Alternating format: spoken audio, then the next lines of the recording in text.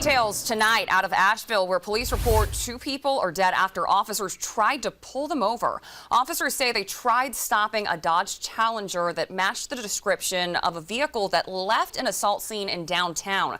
But officers say they lost sight of the car, and while searching the area, officers say they found that car down an embankment on Hillard Avenue. You see that spot marked there on the map. They tried helping the 2 people trapped inside. Asheville police identify the driver as 32-year-old Darriann Waters and the passenger as 30-year-old Maurice Jones.